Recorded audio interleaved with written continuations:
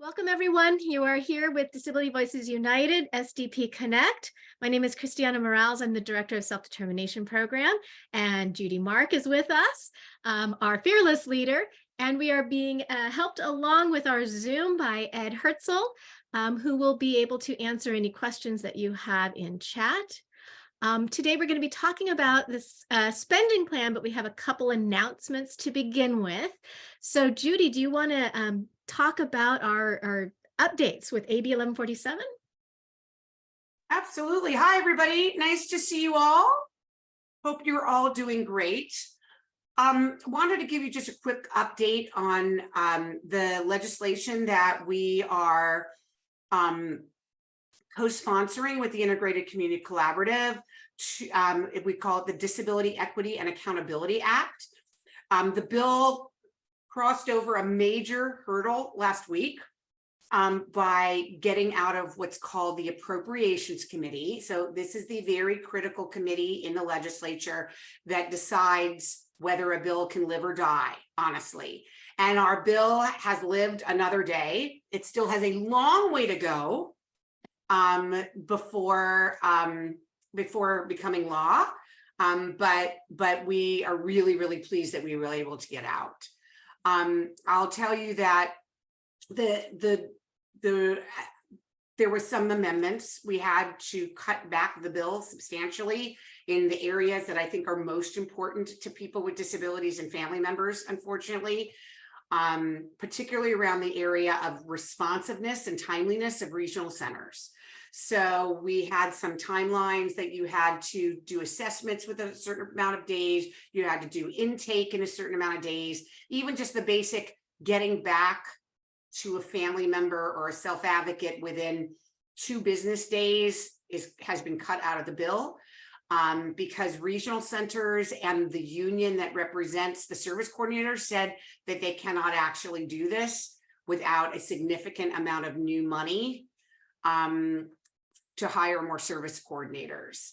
And whether we agree with that or not, we didn't have a lot of choice. If we wanted the bill to live, we needed to cut out those provisions. We will come back. We will work with those groups and we will come back next year and demand some more accountability in those areas.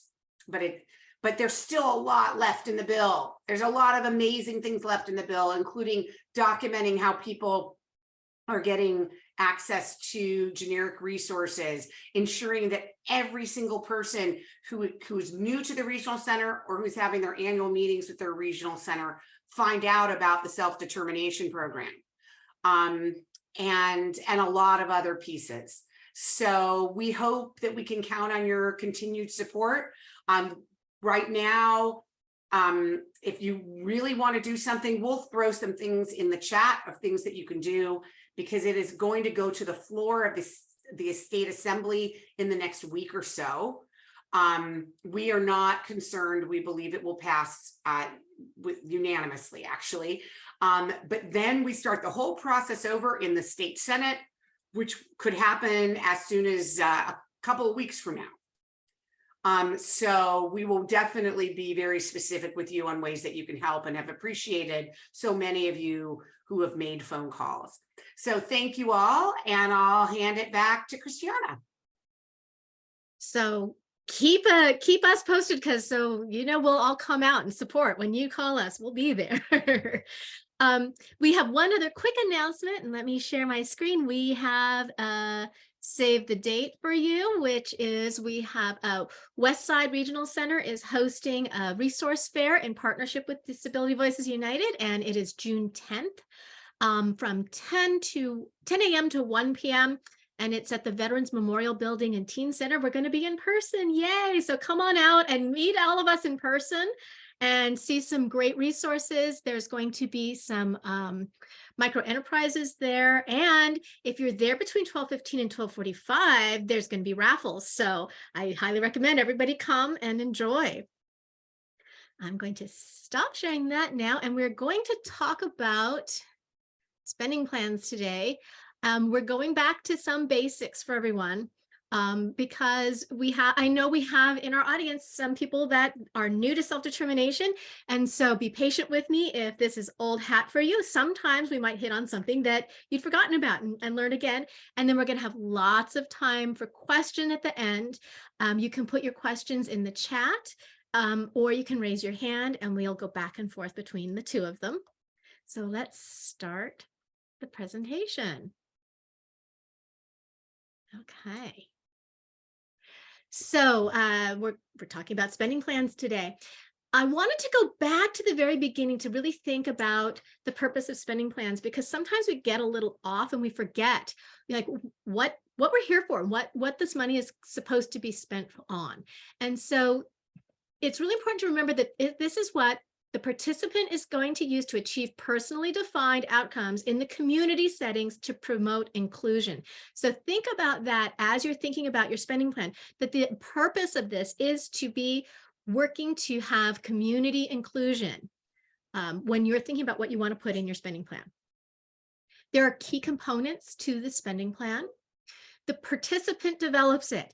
Now, sometimes I'm a parent. I know I'm guilty of this. This isn't a parent's plan. This is a participant's plan. So it's really important to remember participants develop this. As Judy talked about in the past, if you were working with somebody who was younger than 18, a person-centered plan is really a family-centered plan. So your spending plan is going to be a family-centered spending plan. But remember, we really want to focus on, this is self-determination, what the participant wants.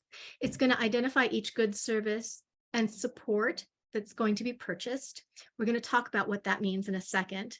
And it cannot exceed the budget amount, which is kind of like, duh, we know we have to stay within the budget.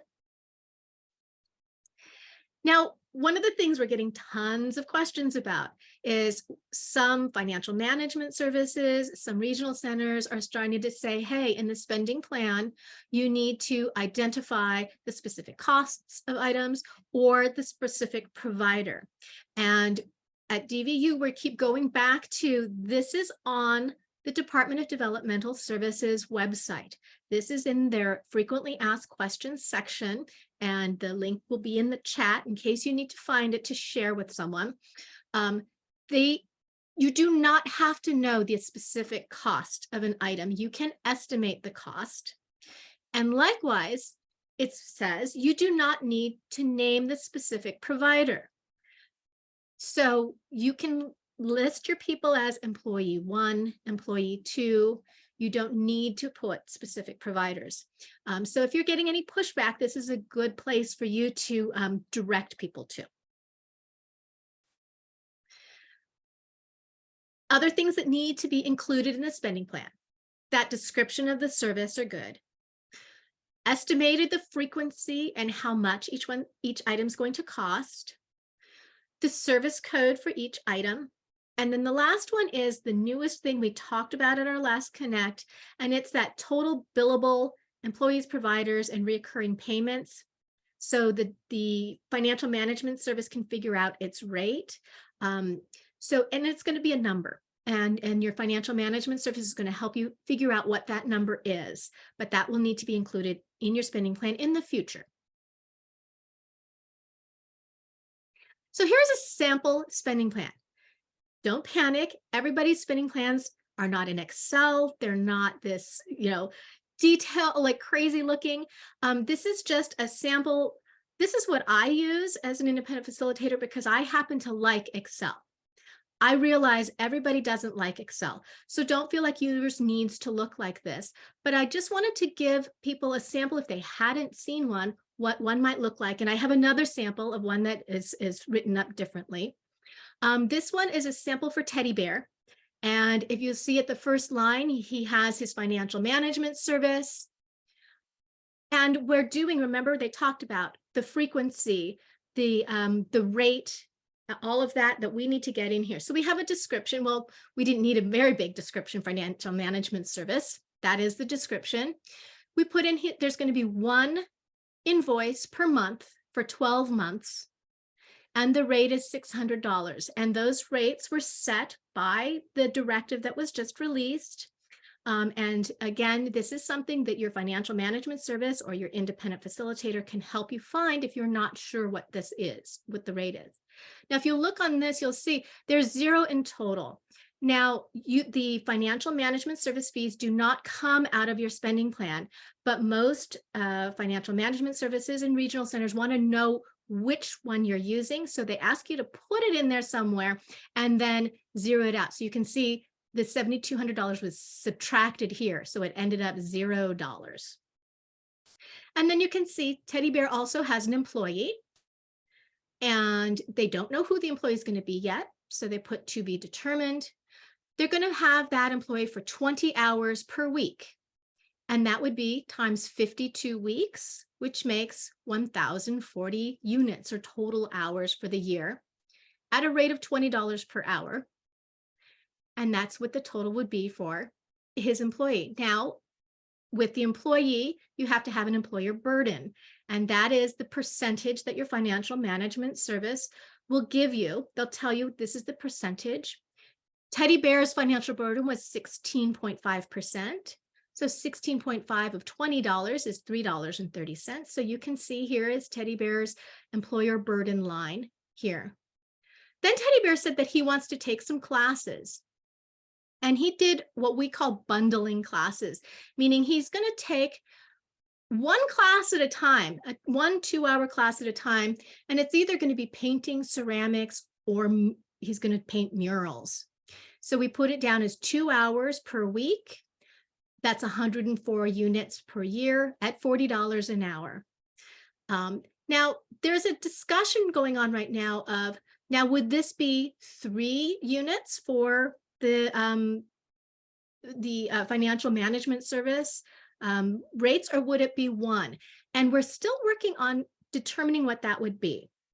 We are talking to the financial management services, and we're going to get back to you as it comes more clear how we're going to count those billable. But in the meantime, you can always ask your financial management service. Teddy Bear's going to have customized employment and an AAC device. And down here, you see the AAC training. I'm not going to go through everything in his spending plan. And also, don't quote these rates. This is just a sample. So I just put examples in. So there's no exact amount. But I wanted everyone to see what a possible spending plan could look like. Now, do notice that there are 3 main categories here. They call them budget categories. There's living arrangements, employment and community participation, and health and safety. Those kind of come into play when we talk about the ability to move money around. So I just wanted to point those out for you to look at. Here is what another spending plan sample could look like. This one is done in Word. You could handwrite your spending plan if you need to.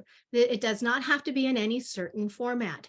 So you'll see the budget category, the description. That's the service is the description. Here's your service code.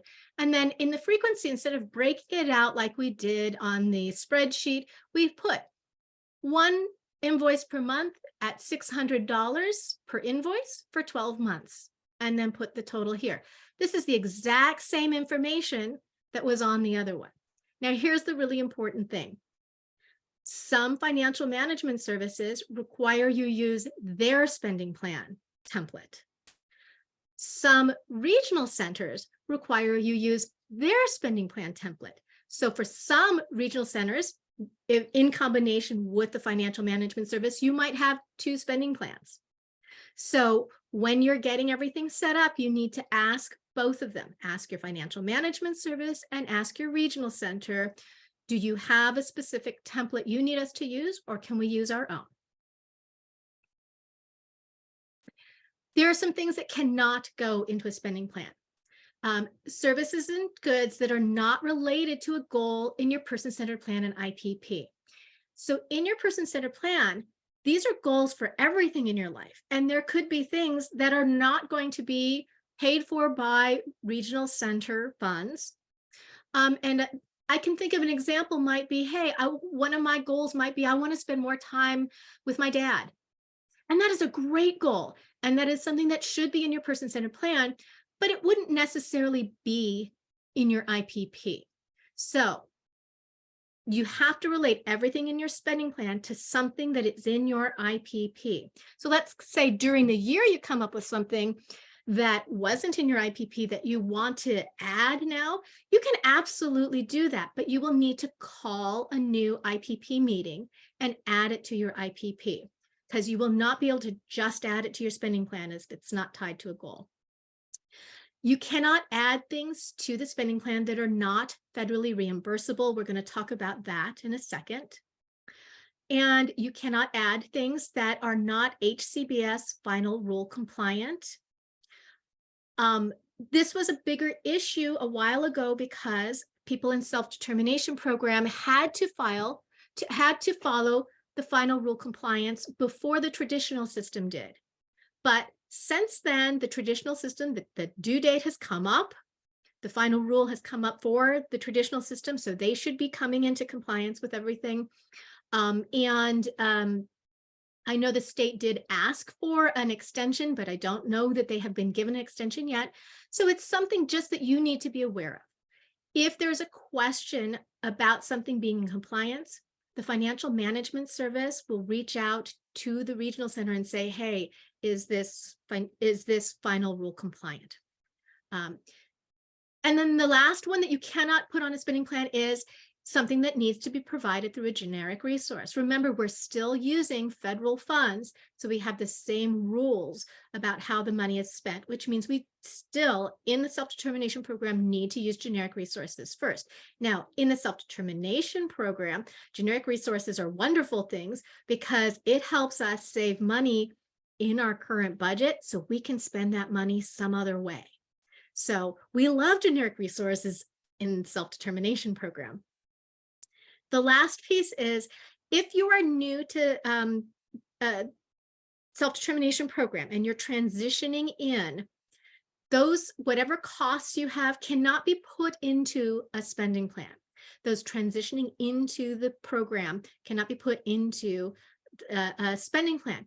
And so what I mean by that is, let's say you have somebody who's going to help you transition in, and they say, oh, I'll just charge it to your first month of your spending plan. That you cannot do that. So that's something that was very specific, that those fees cannot be. But just remember, the regional center is going to pay for all of those transitioning costs. So there shouldn't be anything in your spending plan for that.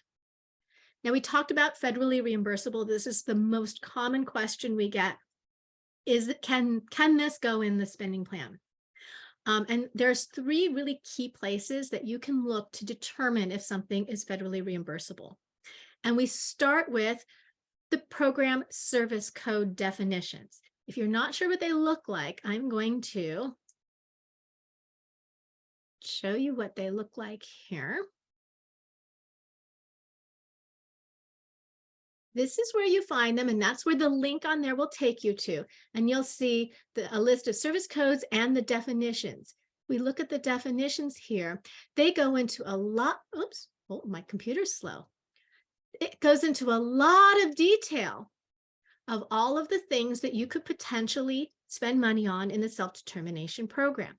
Now, right off the bat, the first one I see, behavioral intervention services, I'm going to have to think about, are there generic resources available for these? Because there are in a lot of cases. So just because it's on this list doesn't automatically mean it can go in your spending plan. So we're going to have to dig a little bit deeper than that. So needs to be on that list, but then it also, if it's a good in service, there's a really great directive that can give us some more details about what can and cannot go in, what qualifies. And that's underneath this directive. It's called January 2022 Goods and Service. And it's enclosure B is the one that has the best information. It's a chart, and it's going to go through and say, you can include these, you cannot include these. So that's the second place you want to look. The third place that you might want to check is if somebody needs to have some sort of qualifications. So you'll hear people say a lot, Title 17, and it took me the longest time to figure out what Title 17 is. This is what they are referring to. Title 17 lists all of the qualifications for people who are offering these types of services in the regional center. Now, remember, the service codes in this section under Title 17 are going to be the traditional system service codes. These aren't the self-determination ones, but let's say you decide to use, I think let's use art therapist as an example. If you decide to call the person in your spending plan an art therapist, then they are going to need to meet this regulation, which says they have to possess a current registration issued by the American Art Therapy Association. Now, if you put in your spending plan, they want to take an art class, then they would not need to meet the art therapy regulations. So it's really important to think about what you're calling things in your spending plan. And if you do have somebody who has some sort of licensure or requirement, this is where you would go to find out what they would need to have. The financial management services do a lot for us. They provide tons of supports, and they got a raise, and I'm happy that they got a raise when you start looking at all the things they offer. So they onboard our payees and our employees. They do the payroll for our employees. They pay invoices. They make sure we're in compliance with the state and federal employment laws. They pay the taxes. They do background checks. They provide liability and workers' comp and health insurance. They pay for our goods and services. They verify that the providers meet those Title 17 qualifications and certifications, the ones we just talked about. They're going to provide you a monthly report, and they're the ones that are going to make sure that your services and supports meet the HCBS final rule. That's a lot of things they do for us.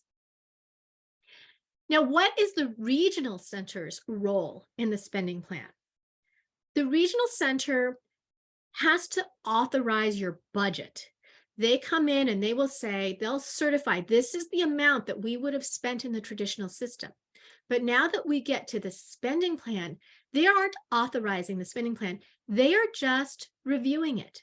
They're verifying services and supports are in these three areas that they should be checking. Are the items in the spending plan eligible for federal financial participation? Well, we just went ad nauseum over what that means. Are there any items in the spending plan that can be offered through generic resources? And are the items based on an IPP goal? Now, sometimes you may run into a situation where people are going beyond those three things, and they're telling you other things that they think that they should be authorizing or telling you that you can and cannot put in there. But this is really, if you look at the code, the Welfare and Institution Code 4685.8, it will explain what the regional center's role in the spending plan is. I can tell you, honestly, there is a lot of pushback in this, but I wanted everyone to know where that law was if you ever need it. If you want to update your spending plan, move money around. If you're in the same service code, so let's say 320 happens to be my favorite service code because it covers a lot of things, in home, out of home. I like 320. So let's say I have 4 different items in 320. I've got a couple employees, I've got some classes, and I need to move money around within that 320 service code. You just have to let your financial management service know. And then I always send a copy to the service coordinator because it helps them to have the latest spending plan. So they have a copy of it, but they don't need to do anything on their end, on the regional center end, if you're moving within a service code. Now, if you want to move between the budget categories, remember when we were looking at the spending plan, we looked at those 3 big budget categories, and I pointed them out, living and community and health. If you want to move money between those categories, if it's less than 10%, you can move them without letting your, getting, I don't like the wording on this. It says approval. Remember, we're not getting approval from the regional center, but having them look over your spending plan. If it's more than 10% between budget categories, you do need the regional center to take a look at it. However, I will argue that any movement, but even if it's less than 10%, they're going to have to be adjusting purchase of services. So I think that you're going to want to let your financial management service and your regional center know if you're moving between budget categories. I wanted to give everyone a quick kind of look behind the curtain of what happens when you want to do a spending plan update, because a lot of people will say it takes so long, and it does take a long time. So every regional center is different, but after talking to a bunch of regional centers, this is kind of what the overall process looks like.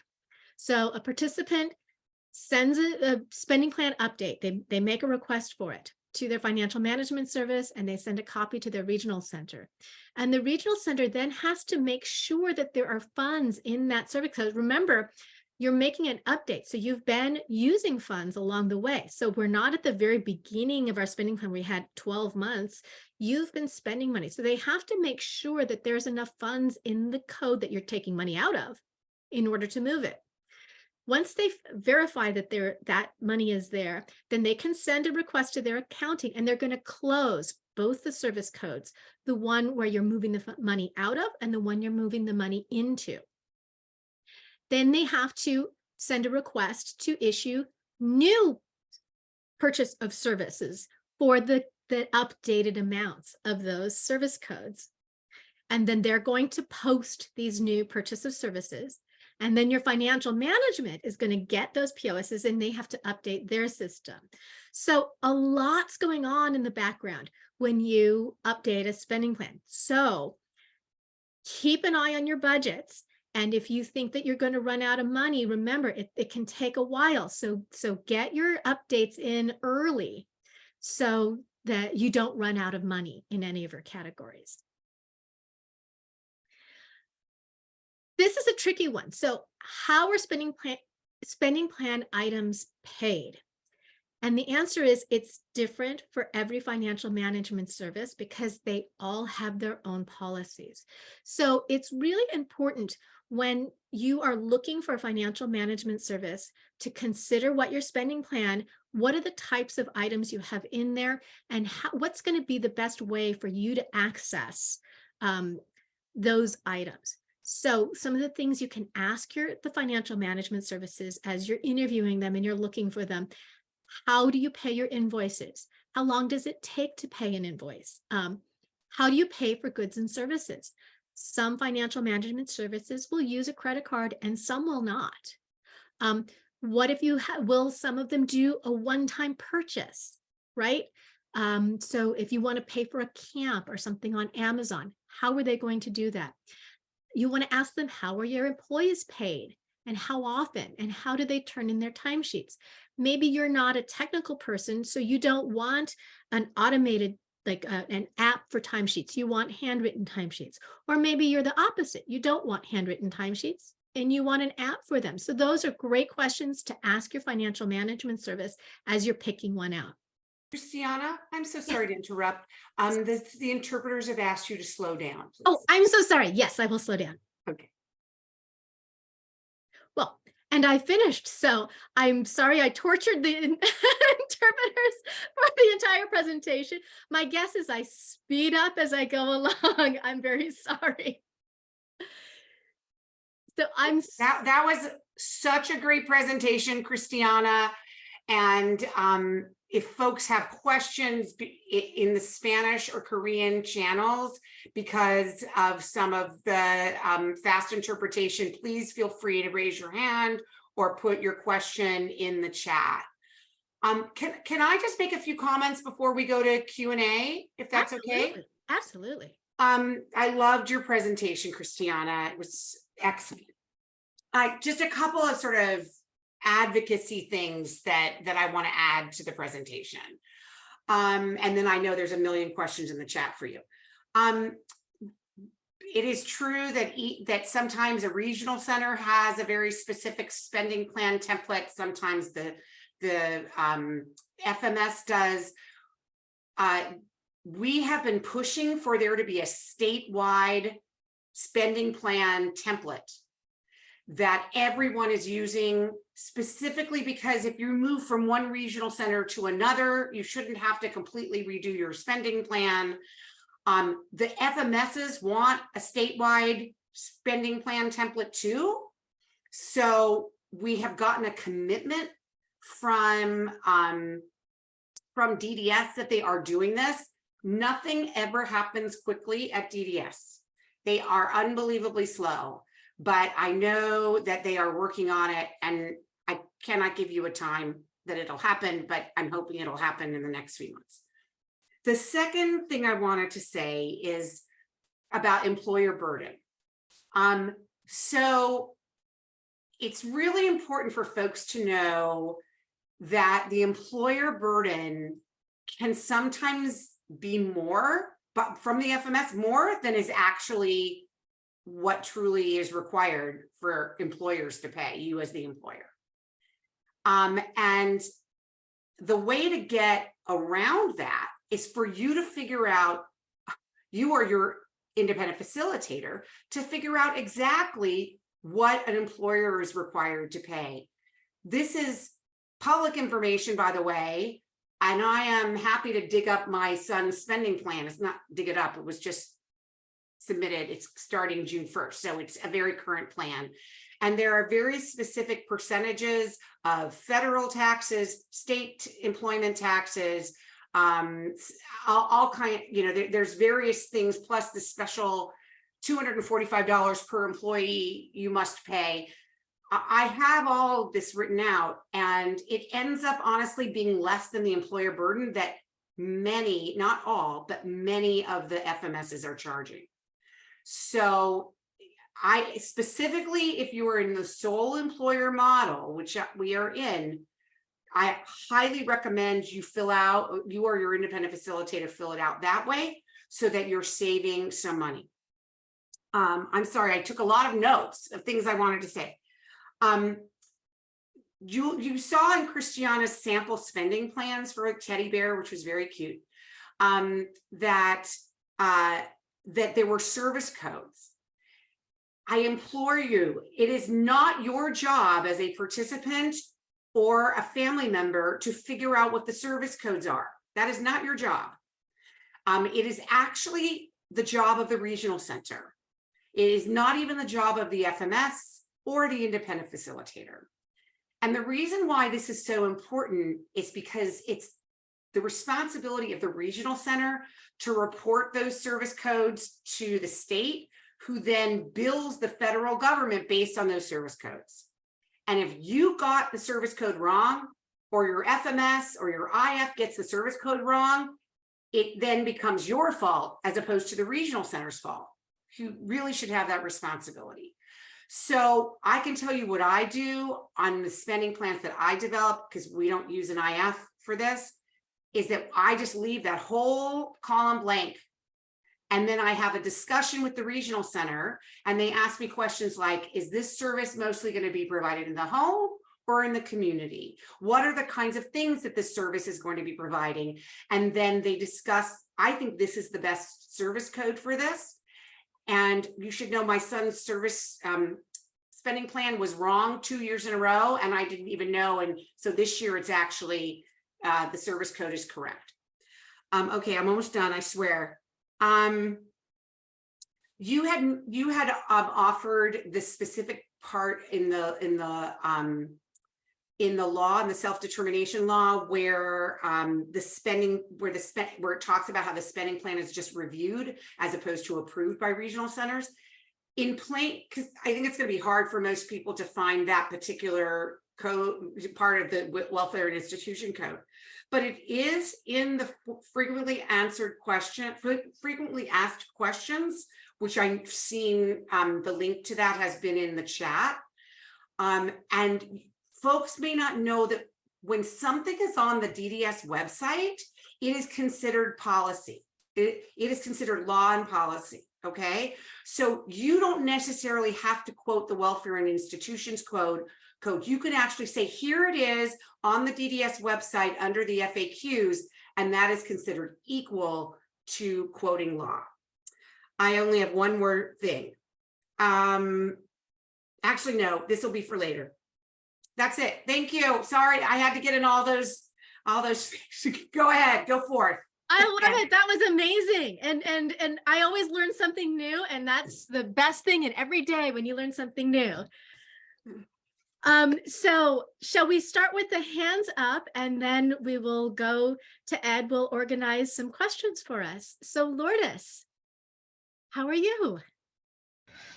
Fine, thank you. I really wish we could have like a cheat sheet or like something that puts together the information. Like another thing that I know is, at least in the Hispanic community, some of the siblings, because we lived in a multi-generational household, we have the tendency of hiring a sibling or a family member that lives in the family, and they qualify for the live-in exemption or policy, whatever that is. And then in some FMSs, that drastically changed the employee burner. So that's another thing that I wish people will be more informed in general, and that when we give out information, that is something that we address. I've seen it where a lot of the money drops because of situations like that. I just wanted to put that out there for the other families. That is a really great point. So if you're a parent of an adult or a live-in a family member, as Lourdes was talking about, in sole employer, they will often give you a reduced employer burden rate. They should in all of them, because for the live-in, it's a reduced FICA is where it comes from. And so that's a really great point. And not everybody knows about it. And we've actually had to ask for it in a lot of cases, that it's not automatically given to you either. So thank you for sharing, Lourdes. Howard, how are you? Good to see you.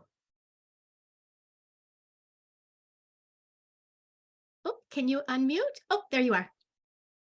Can you hear me now? We can hear you. Okay,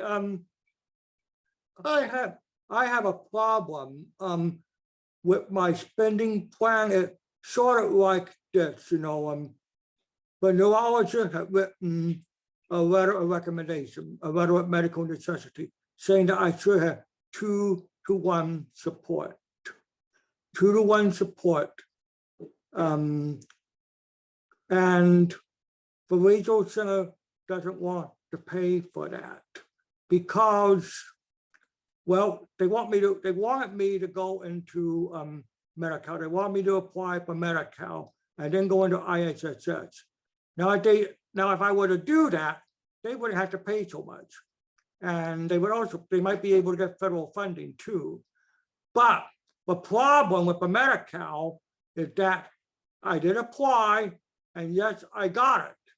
But they require me to pay $1,869 a month to activate it. And that, frankly, more than I can afford. So they want me to apply for the Medi-Cal and the IHSS, but the amount of money that I would have to pay is simply far more than I could afford. And they made it clear that I'm not going to get my spending plan on my budget until, I access generic resources.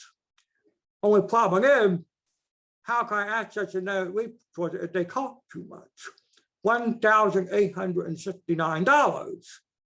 So there I am. And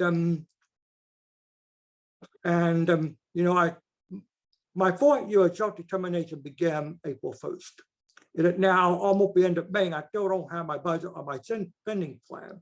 Now they did approve on a temporary basis 2-to-1 staff for part of a week as an experiment. And what I'm afraid of is that, if I can't get into Medi-Cal and IHSS, And if they don't want to pay for it, 2-to-1 support, they might want to put me in a nursing home. And I can't have that either. So what do you recommend I do?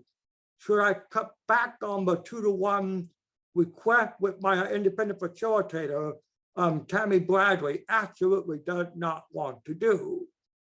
She thinks we have a strong medical case. But I don't want, I don't want it to go down to a ward and end up having to move into a nursing home Right. because they won't pay. Now, what do I do?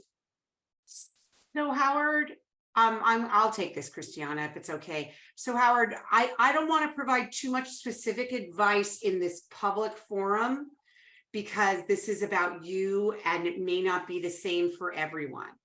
Mhm. But here's what I would say for the world to know is that people do need to at least attempt to get on Medi-Cal and to use IHSS if you get accepted onto Medi-Cal.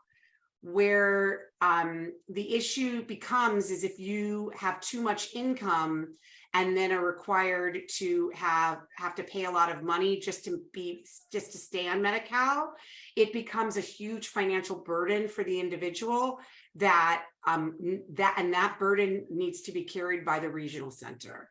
So I think if your doctor recommends a specific thing for you, I think you should continue to fight for that. And I would say that to everyone, whatever your needs are, you should continue to fight to get your needs met. But at the same time, I think you do have to try to get those generic resources if they exist at all. But we'll continue to talk about it. Okay, Howard? Well, if the regional center did agree, to pay that $1,869, then I could accept for generic resource. I mean, I said, and everyone would be happy. But I don't know if they're going to do that or not. Right. I'm hoping they expand my budget so they can do it. That would be the smart thing for them to do. So let's talk about that a little bit. Thank you, Howard, for that. That is a really good example. Ethan, would you like to unmute? Yes, can you hear me okay? We can hear you. Great. I may be a little bit of a broken record because I've raised this in several past sessions, but since Judy just mentioned the employer burden and how we can have it reduced, I just wanted to point out again that certain FMSs, I know Mainsail does this, they require their clients to pay for workers' comp. They include it and it's considered to be a mandatory fee. And it sounds like that violates the policy, that it's supposed to be optional and we're supposed to be able to opt out if we have, for instance, coverage from our home insurance. So maybe Judy can address that. I mean, I know she said in the past that that's double dipping, but it's still happening. And when I raised it in the last session with the representative from Mainsail, she basically said that she's happy to talk about it in private, doesn't want to address it in public. So maybe that can be addressed here. Yeah. So you as a sole, I just put in the chat the percentages and the amount that you need to put into your spending plan if you are figuring out the employer burden on your own through the sole employer model. Remember that for the co-employer model, the employer is the FMS and they can pretty much say what they want to do. Okay. But if you're in the sole employer model, they're just, you are the employer of record. So you are ultimately responsible, or the participant is the employer. So, it's very, very specific. It's about 9.25% for federal taxes and then an additional $245 for unemployment insurance at the state level. But specifically about workers' comp, you should know that if you own your own home and you have homeowners insurance, you can either add to your homeowner's policy or you may already have it included in your homeowner's policy. Any workers that are that come in and out of your home are already under a workers' compensation through your homeowner's insurance. And they're also part of your liability insurance. So this Right. also includes, you know, if you had a nanny, if you are a person with neurotypical children and you have a nanny, you have a babysitter, you have a housekeeper, you have an au pair, anybody who's taking care of you, if let's say you have an elderly person, they have a caregiver live in your home on a daily basis, your homeowner's insurance covers all of those things for that employee, as long as they're a legitimate employee, right? You can't, if you're paying them under the table, homeowners insurance ain't going to cover them. So if you're paying them legitimately and paying taxes on them, your homeowner's insurance should cover that. For those of you who don't own your own home, you can get a renter's insurance policy that often will include those same things. So, but some of you may decide that you want to do something different, and therefore you can buy into a workers' compensation policy through your FMS, and you'll have to add that into your budget. So there's various ways for you to do it, but you absolutely have to have workers' compensation for your employees. Right, but my point is that Mainsail, for instance, is charging twice that amount. Well, a little less than twice. So they're charging 16.5, and they're making it mandatory to have workers' comp. They're not giving you an out.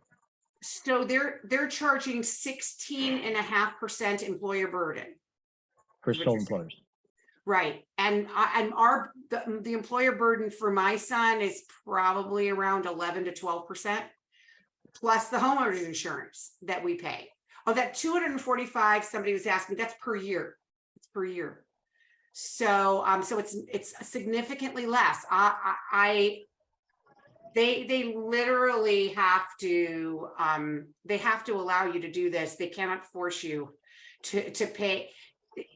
There may be some there may be some FMSs here, and I love you FMSs, but this is not a way for you to make more money off of people. Your rates have, the FMSs have been losing a lot of money in the last couple of years. And so now that their rates are so substantially increased, I am really hoping that the back way that they're making money through the employer burden, that will go down, because I find it very problematic, and I agree with you, Ethan.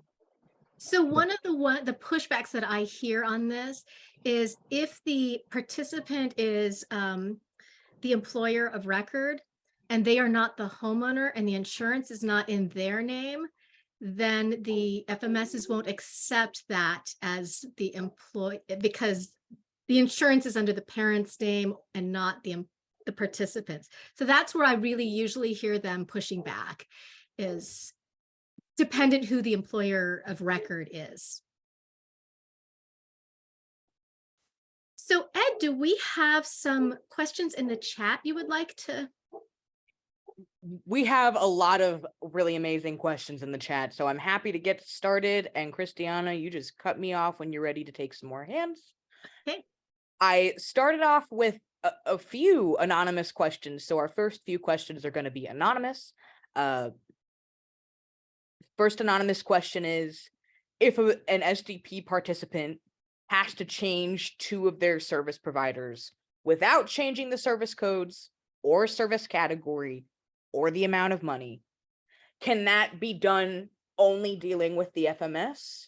Again, we're only replacing two current existing service providers with two service providers who provide the exact same services. The FMS has said it needs to go through the regional center. Is this correct? I want to make sure I understood it correctly, which is same line item, they're just changing who the provider is. Yes. Then no, it doesn't need to go through the regional center. The FMS can change that, fine. So now, like I said, I typically will send a copy to the regional center so they have the most current one, which is helpful, but you're not required, and they don't need to check anything on it. It's just kind of for their records. Here, I'm sending you a copy is all I do for those kind of cases. Yeah, and I 100% agree. I specifically had a conversation with my regional center with that exact question.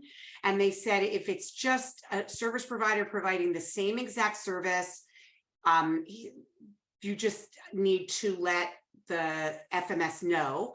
Now the FMS, if they have a concern that perhaps the provider is not compliant with that HCBS final rule, they can absolutely send an email to the regional center to say, can you just make sure this is good? And that's all you need to do. What then would your advice, Christiana and Judy, be for someone who says that they're in the same situation and their FMS says they actually have to contact their service coordinator at the regional center? Again, not changing, same line item, not changing anything, just changing a service provider. I'm sure that's the case. I'm sure there are some regional centers who want to micromanage people, and that's a problem. So what I would do if it were me, I would fight back with the regional center, not with the FMS. The FMS is just doing what the regional center is telling them to do. Okay, so don't kill them. But I would fight back with the regional center, ask them why this is necessary, and I would copy the state the SDP ombudsperson on those questions, and really try to push back on that. But don't blame the FMS, because my regional center wouldn't require them to do that, but another regional center might. So that's the problem. There's 21 different ways that they're implementing this program, and that is really a huge issue. I think there's more than that. You've got the 21 regional centers, then you got the 11 FMSs. So there's 244 combinations of how it's being implemented. So it gets crazy. So thank you so much. And to the people asking, what is the ombudsperson's contact information? I have put that in the chat. I'll put it in the chat again. Please click that link. You will find, whether it's phone, email, whatever, you will find that method of contact on that webpage. So our next question is going to be also anonymous. Say we have a monthly 12 hours of a particular service comes up to 144 hours a year. Could we use, for example, 20 hours in 1 month and maybe not use any in another month? My question is, as long as the yearly hours are a total of 144, which is the given budget amount for this item, is that okay? Absolutely. So always think in the total amount for in whatever category, service category you have. And that's supposed to be the flexibility of the spending plan, is that you can use more 1 month and less the next month. And so you should have that flexibility. Absolutely. Thank you, Christiana. And I just want to add that anyone who's not relying on regional center support services, their lives change from month to month. So people Absolutely. who do rely on regional center support services should have the right to have their lives change from month to month as well. Sue says, Sue mentioned earlier on in the chat that she had heard that the proposed state budget would be cutting $40 million from social recreation. And she's asking, what would that do to people in the self-determination program, or who are not, who are getting social rec funding? What's going to happen to my spending plan? Okay, so let me explain that $40 million, because it's a little bit complicated. Okay. The reason why DDS is requesting, it hasn't happened yet. This is a request that they've made to the legislature. The reason why they're requesting it is for two reasons. The first reason is, in the current way they're receiving federal funding that matches social rec is through a program of 2 years ago called, I'm not even going to tell you the name, the American Rescue Plan Act, okay, is the name of it, or ARPA. And the American Rescue Plan was a special federal law during COVID that provided intensive amounts of financial support to the states to provide a whole range of things, including services to people with developmental disabilities. And so the state of California was given billions of dollars, I can't remember how much, and we could come up with a plan on how we wanted to spend it. And that plan included money for social and recreational programs. So that's section number 1. And so now that money is kind of ending because the COVID funds are ending. So that money needs to be transferred out of that ARPA spending into the regular state budget. But the important thing to know, which is why we highlighted it in our email, is that the original amount was $51 million. And the new amount that they're requesting is $11 million.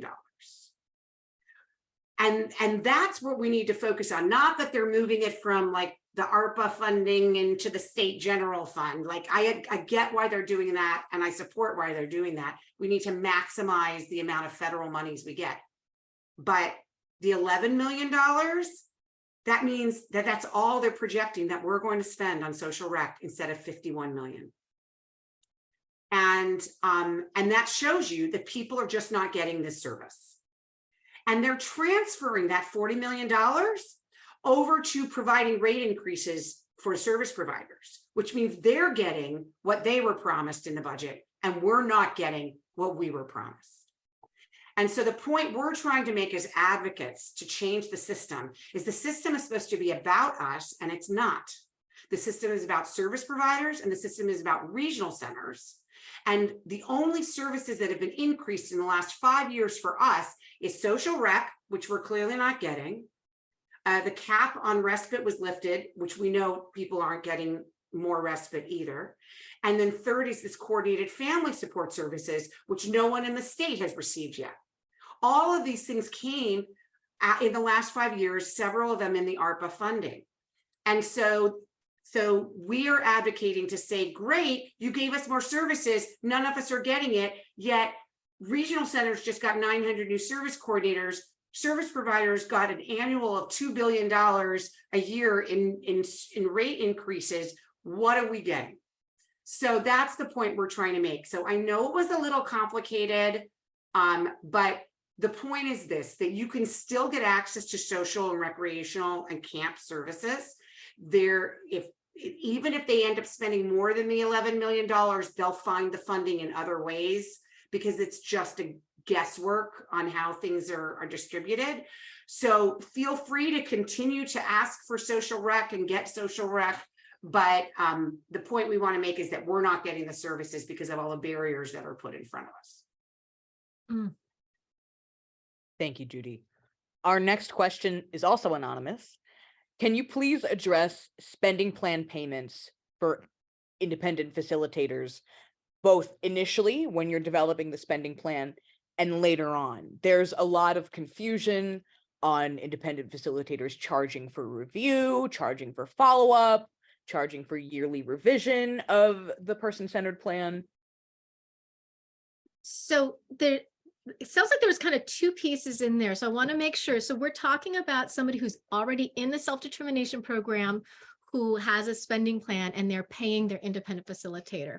I believe they're asking both about The transition. they're asking about transitioning in, and then later on, Okay. any updates that need to be made to that. Okay, so for the transition, all of the costs are paid for by the regional center. None of that should be in your spending plan at all. You should never see that in a spending plan for any transition costs. Once you're in, it is now you go back to the responsibility and authority of the participant to make that agreement with their independent facilitator of how much they're going to pay them, so that the rate and how many hours they're going to do. So no independent facilitator should ever be saying you have to, use me for X amount of hours. And they can't project saying, oh, you've got to use me at least 2 hours a month every month. You don't have to agree to that. Remember, you're hiring them. So really, as a participant, you decide how much you're going to need them and what supports, and then make sure that they outline for you what those supports are going to be when you hire them. So it's very clear that you're understanding what you're paying for. And just to add on to what Christiana said, DDS is very concerned about independent facilitators who are charging a monthly fee, and they're not going to allow it anymore. I know it. So it's called like a retainer or a monthly service fee. Some of them are charging $1,000, $2,000, $2,500 a month just to be available to the participant. That is actually not the way federal and state dollars can be spent. It is actually illegal to charge that way. You must charge by the service, so by the hour, or by a lump sum like a class that you're taking, or a camp fee. And it has to be paid after the fact, not in advance.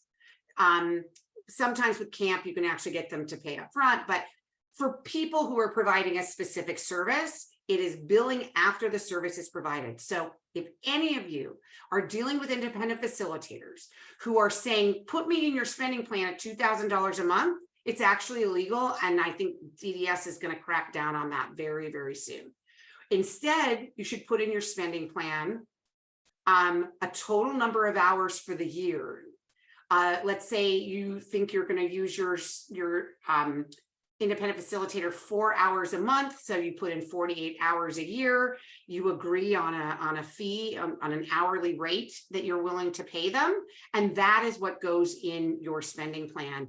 And they bill however many hours they work for you, not just an automatic amount. Exactly. So remember, even if you put 30 hours for the year and they only use 20 hours, they're only going to get paid for those 20 hours. So Thank you, Christiana, and thank you, Judy, for that. So another question from Jenny. Do you have to update your IPP and your PCP, your person-centered plan, before coming up with a budget? I would recommend, I was thinking whether it's for transitioning in or for the second year. I think in either case, it makes sense to do that. You would want to update your person-centered plan because it's going to determine if you have any unmet needs and what your goals are, because your budget is going to be based on what your goals are. So I think it's really important that you know what you're asking for. Thank you, Christiana. Makes total sense. From Kitty. I'm ending my son's first year in the self-determination program. We're in the Alta Regional Center in Northern California. The regional center has made us do an addendum to move 10% from one service code to another, 10% of the budget. Was that right? If it's a category, were they saying moving more than 10% between categories? I have read the question as written. I don't have any additional information, unfortunately. Yeah, I'm not exactly certain what the question is. Oh, from one service code to another. Does that help at all? Okay, so they're moving money for, and so they're at the end of the year and they're needing to move some funds to cover some costs, probably is what it sounds like. The 10% refers to the budget categories, not the service codes. So, remember that the budget categories were those larger groups of them. So there are multiple service codes under one budget category. So as long as they're within the same budget category, it should be fine. They don't have to. When you start moving more than 10% within the categories, then you're going to need to reach out to them. Thank you, Christiana. Our next question is from Spencer. What is an alternative service for independent living skills for minors who don't have a high school diploma or who are under the age of 22? Now, not every regional center calls things the same things or have the same services, but typically I see it called adaptive living skills. Thank you, Christiana. Next question is from Lillian Ansari. After being in the self-determination program for 2 years, my FMS is asking for a business licenses for vendors for code 331. Does this sound right? I'm hiring a person to help with socialization for my son. She doesn't have a business license. Yeah, I know a lot about this. This has been an issue, and I've been in many a meeting with FMSs about this. So folks, if a person is providing services to you or to your child, and they're not going to be an employee, which it sounds like this person is not going to be an employee, they have to have their own business and they have to have a business license. And while it is not the responsibility of an FMS to even care if an organization has a business license or not, it is the responsibility of the FMS to ensure that taxes are being paid on the funds that they are spending. And so if a person is providing like care services, personal care services for that individual, they should be an employee. And therefore you have to pay the employer's share of the taxes. You have to make sure you have workers' compensation and liability insurance for them, all of those things.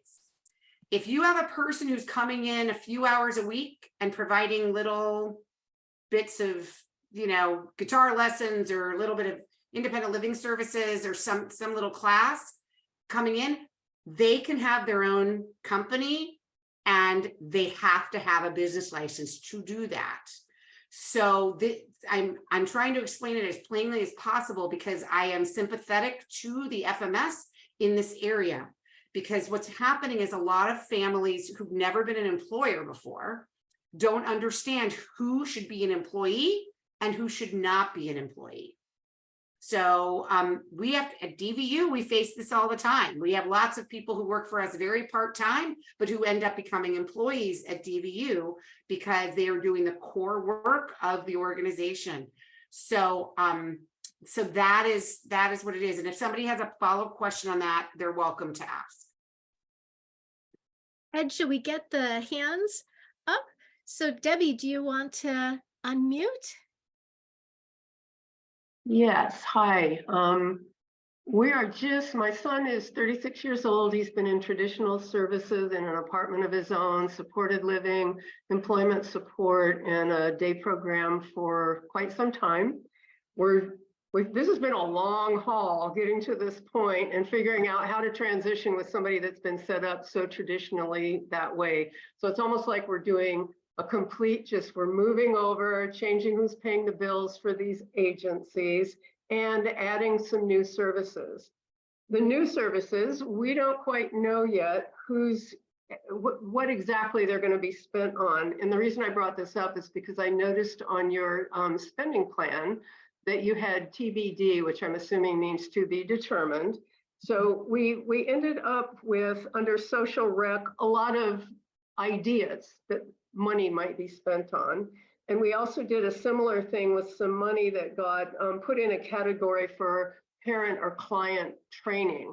Not a lot of money there, but just some ideas. And I just noticed on our spending plan, oh, like, my gosh, I hope that neither the regional center nor the, we have Mainsail, we'll have Mainsail as the FMS, that they go, oh, this is exactly what that money has to be spent on. So it doesn't say examples are these things. And I'm wondering if you think we might get in trouble with that and that we need to do something there. I'm not sure. So what I typically do is what I call bundling. And so like, if you're not sure, so, and I think, you know, like classes is a really good way to explain it is, I know I want to take one class a week, but I don't know what it's going to be in. But based on my person-centered plan, I have, you know, these 5 interests. So you could list like those 5 interests under that class, you know, under the description, not put any names, you know, still have the to be determined. And then as long as the description is going to match that. So let's say you say, I'm going to take a painting class.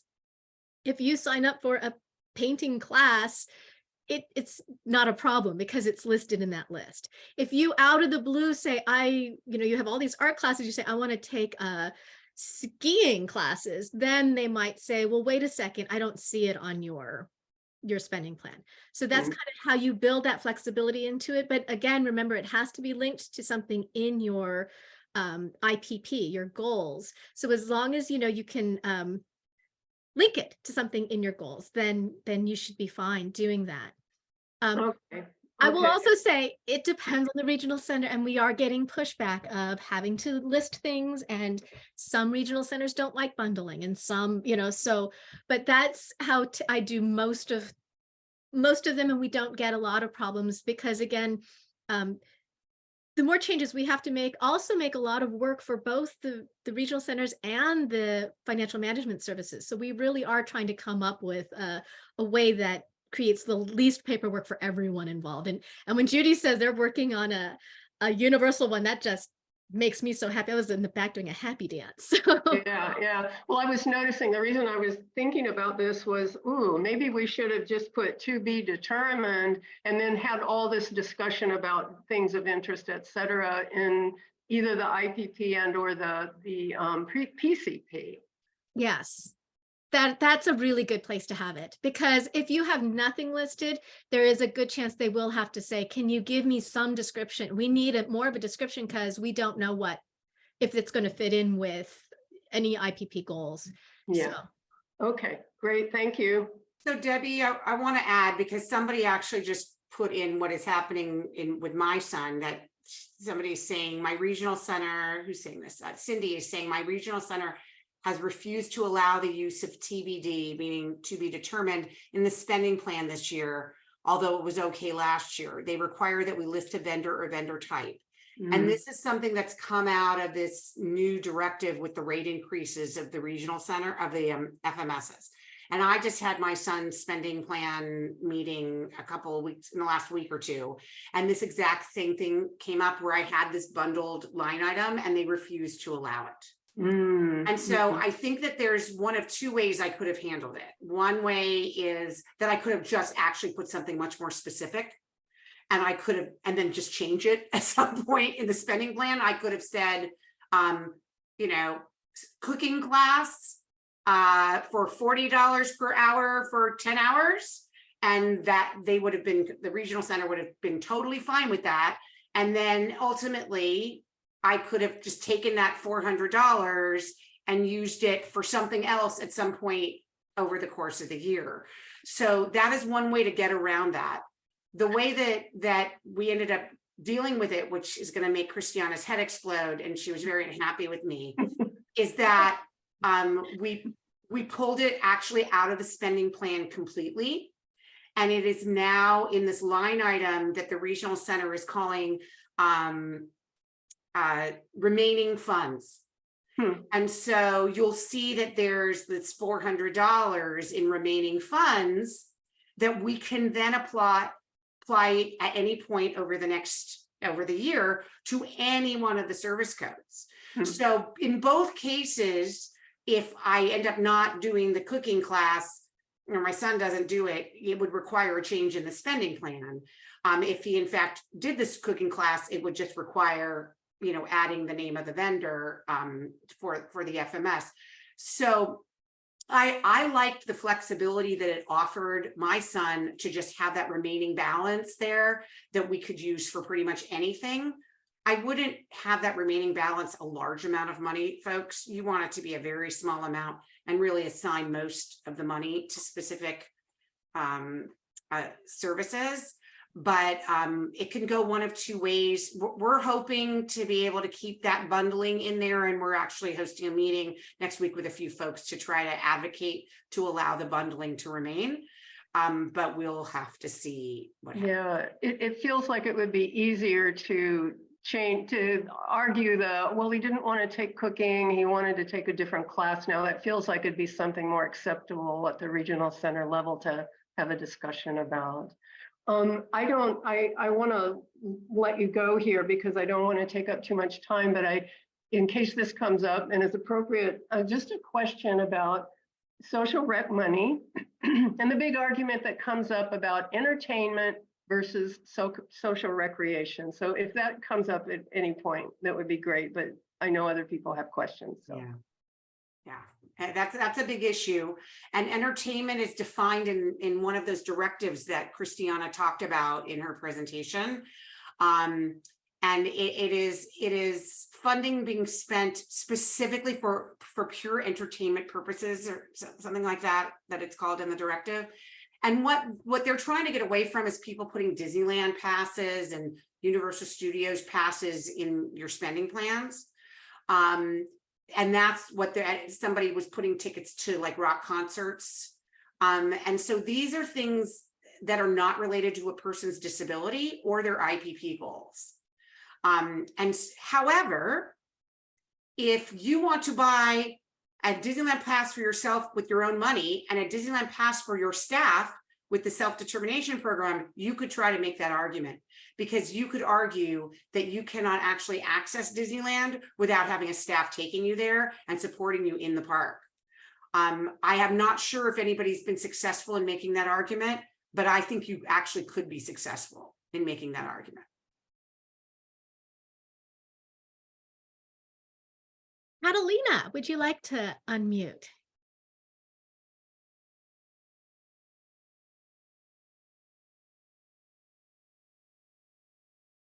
Oh, are you able to?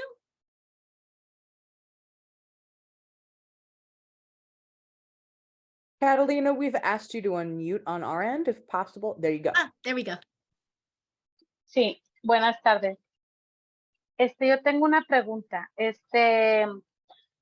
Como mi hija trabaja para mi hijo y ella que vive en la misma casa pues en una casa de donde vive mi hijo, ella cómo le puede hacer para el final de año para que no pagar algún impuesto. Hay un código que se pone al final, el momento de que le llegue la W2, o si tiene que si tiene que pagar todo ello. Entonces, ¿sí me explico? Oh, are you asking about what Lourdes had asked about? I think so. She will have to pay tax if she is an employee. She will have to pay taxes at the end of the year, and it could be a confusion because IHSS workers do not have to pay taxes, but that is a separate payor, and the people in self-determination program do not have that same waiver. Judy, jump in. Yeah, I need to do research, but I believe that whenever there are federal funds involved and the person is living with the individual they're working for, they do not have to pay federal taxes. So even in the self-determination program, if that would actually be the case, even in the traditional system, it would be the case if you're, let's say, the respite worker of your brother, or your cousin. I do not, maybe somebody here can put it in the chat, but I feel like you're right, Catalina. Your daughter should not have to pay taxes on that because it's a federal rule. It's not a rule in the self-determination program or even in IHSS. Just don't remember how it works. So somebody knows. Michelle jumped in and said, yes, Judy. Yes. Thank you, Michelle. I love you, Michelle. If anybody has the way to know how that works, because there's a specific kind of tax form you fill out. I cannot remember how it works, but I'm pretty sure that your daughter should not have to pay taxes. Okay. Ok, si alguien me hiciera favor de darme el número del formulario, les agradecería, y eso es todo. Gracias. Thank you, Catalina. Melissa. And as I unmute Melissa, just a note, just a 10-minute warning, folks. Thank you, Ed.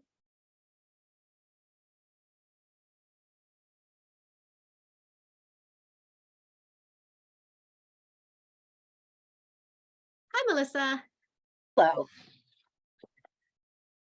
I guess I should know this, but I'm still confused. So let's use social rec as an example. So if you're putting to be determined, and I'm not sure if my daughter is going to do swimming or art or whatever, and I'm putting X amount of dollars, that's one option. The second option, though, is if you let the regional center know what actual class you're going to do, who's investigating the HCBS? And at what point are they doing that? You know, that's where the to be determined bothers me.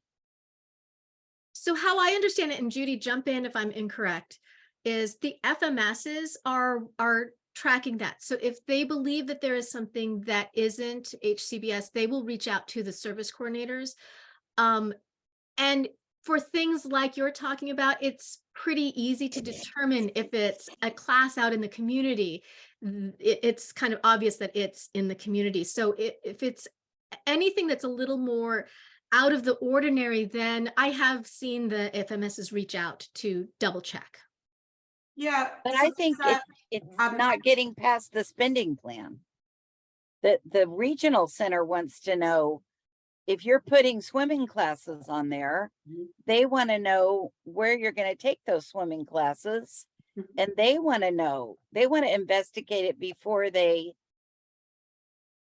I know I'm not supposed to say approve, before they during the approve review. the spending plan. Yeah. So Melissa, so they're wrong about that.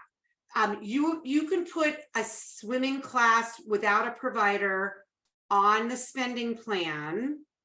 And it can absolutely go through and be sent to the FMS. However, when the swimming instructor or program is identified and you send that information and they become vendored with your FMS, it is really important that the FMS understands who it is that's providing it. So let me just say this though, Christiana said it earlier, all of this is going to be irrelevant in a year, because every single traditional service provider will be required within a year to be completely compliant with the HCBS final rule. And the only services that are really being flagged by FMSs as non-compliant are those that are traditional service providers. So let's say you're in a day program and the day program is a traditional service provider, that should automatically be a red flag for the FMS, and the service coordinator should go and visit the setting to ensure that the self-determination participant is not isolated and has full access to the community. Since a year from now, that day program must be compliant with the HCBS rule. Honestly, I think this whole issue is going to go away, because remember, there will not be any traditional services out there. And the rule is this, that you cannot be in a program where the majority of other participants in that program, in that setting, are HCBS recipients or home and community-based service recipients.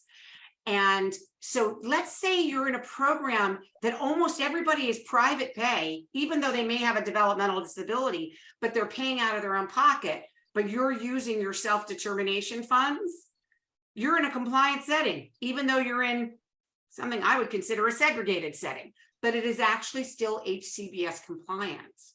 Because there's these are a lot, Judy, there's still a lot of special needs soccer teams and special needs basketball teams and special needs dance classes that regional center wants to know, where is this dance class you're taking? So if the special needs dance class is privately funded by everyone else, it is an HCBS compliance setting. It's just the bottom line. If you I do not necessarily agree that people should go to a dance class for just people with developmental disabilities, I but- agree. but it is still a compliant setting because there is no one else receiving HCBS funds to be in that class. Now, if 10 other people come who are all using their self-determination program funds, all of a sudden it now becomes a non-compliant setting. So you have What to if be they're careful. using their respite money? There's no such thing as using your respite money for social rec anymore. It's that should not be happening. Well, it is, so. It should not be. I want Okay. to know that regional center, Melissa, because that Um, should not be happening. Probably no. Okay, Okay, thank you, Melissa.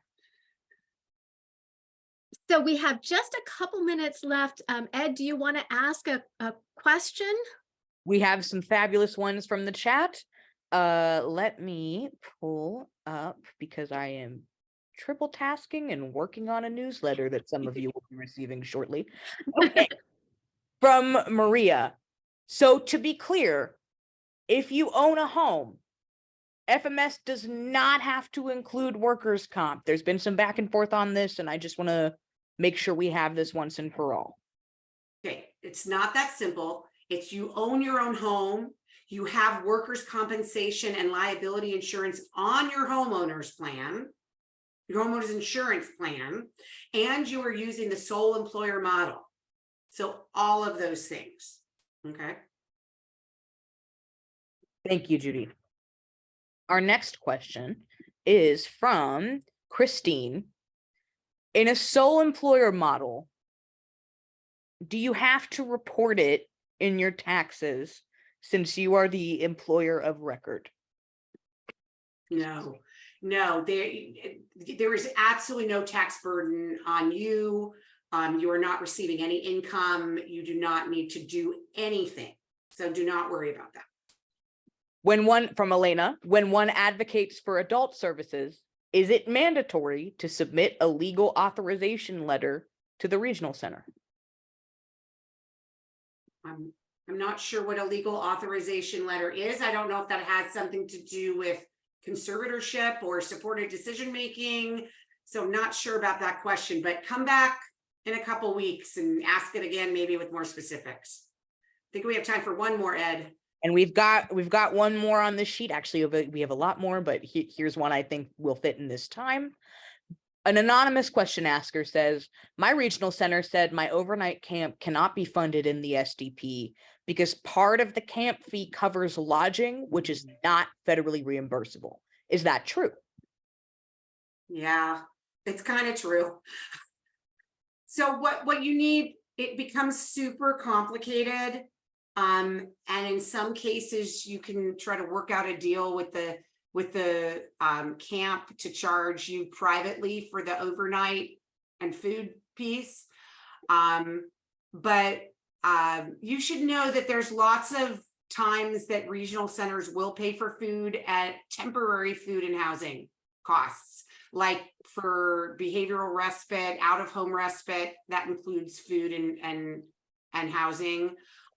So I would call this a temporary respite, and you could try to make that case that so in the traditional system, what that is real quick is, let's say parents go on vacation, adult child is staying home, they would move into a respite home, like a group home, for a week or two while the parents are out of town, and then they come out and all of the expenses are paid, including food and housing costs for that temporary time period.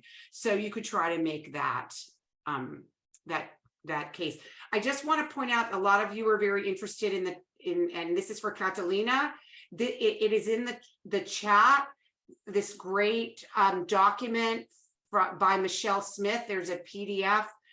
It's not by her, but she provided it, about how if it's not just parents, I think it's also anybody who lives with the individual that they're supporting. Okay, so definitely it's a frequently asked question for long-term services and supports. Maybe we should do a SDP Connect, or at least a little thing on that at some point. That would be a great topic. I'm sorry if we didn't get to your questions, if we didn't get to your raised hand. We are out of time. Thank you everyone so much for coming. Our next one is going to be on interviewing and scheduling employees. So I think that should be a really good discussion. So at our next Connect, thank you all so much for coming, and we will see you in 2 weeks.